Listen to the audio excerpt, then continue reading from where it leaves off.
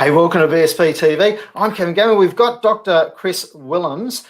There's obviously multiple of you. How are you today? I'm very well, thanks, Kevin. How are you? I'm good. I don't get sick of my really bad jokes, but other people do. Next week, I'm really excited about your program. I keep saying this, but I really am genuinely so proud of the people that have put their hand up and the skills that they've got. You're going to talk about helping people be credible when they're doing videos and their presentation skills. Yes, indeed. One of the things about presenting to camera, particularly, is it's a very different medium, and a video camera could be a really intimidating thing for most people. It's a welcome to the human race kind of concept. When really highly capable, highly intelligent, highly successful people, you put a camera in front of them and they turn into frightened bunnies because it's just a really weird. I've got to say, I'm a bit like that. It's really funny. I can do these live shows. I've not got a problem with that. I know that nobody watches them and I can delete them straight after if I have to. But on top of that, because the pressure's on, I've got to keep going. It is a little bit like theatre sports sometimes. And to me, that makes it easier. But if someone's trying to do a recording of me that isn't live, I'm hopeless. I fall to pieces. Well, and that's the thing. This is a conversation that we're having, even via the very dehumanizing medium of video. So it's still a conversation, but presenting information direct down the barrel, as they say, to a camera is a really weird thing because there's no feedback. It's just a piece of glass. So that's a very dehumanizing thing. So what I do is help people get over that and get used to, well, I say get comfortable, confident, and therefore credible on camera, because without confidence, one has no credibility.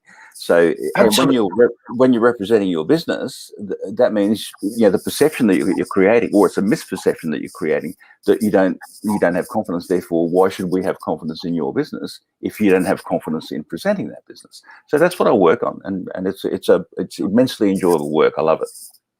And as we know, like so much of the message that we get from people isn't the words, it isn't the sounds, it's actually how they look. And when you're feeling not confident about being on camera, that lack of confidence, people read quite often as being a lack of confidence in your business. Absolutely incorrectly, but that's how it comes across. And so this is why it's important for people to learn the basics. So what are people going to get from next week? Well, a basic understanding of the medium, which is important because the more you know about it, the more comfortable one becomes with the medium. And as I said before, like getting confidence in front of the camera, that gives you the credibility, the authority, and most importantly, the engagement that one needs with a potential client or a stakeholder, whoever. So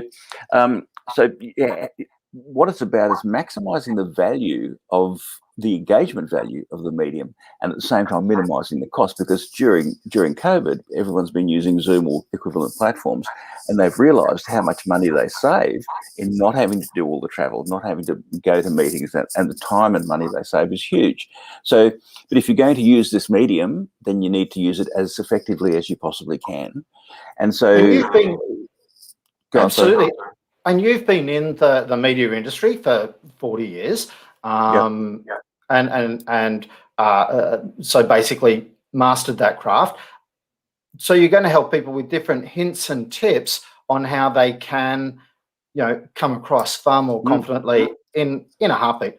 Doesn't mean they'll master it in 3 seconds, but but they'll improve greatly in no time. Absolutely, and you touched on it before when you said, when people aren't confident, we read it in their body language. I was a mime artist for 25 years, so that's highly distilled body language. So I use those skills and that experience to feed into this corporate communication context, and most of the stuff is unconscious. Most of not feeling good is unconscious, but it reads. Our audiences, whether live or on camera, will read that, will interpret that in how we come across, because body language, as one client, a client from overseas said, body language is the hardest language to learn. So and it's kind of true. We do subconscious, unconscious things that manifest in how we come across, and that's kind of intensified on camera because we're literally in this frame. So small things become amplified, and that's the kind of thing I talk about. That kind of detail. And of course, with so many of the different social medias and the promotion these days being so focused on video and even pictures, it really is important that you know the right way to hold yourself and to present the best possible light.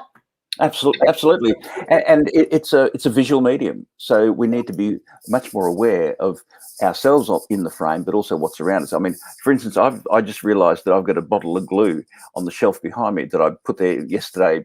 I'll put that away later, and I'm going, that's a bit of a distraction. So that kind of awareness, I call it active awareness, not only being aware of those things, those kinds of distractions, but also doing something about it.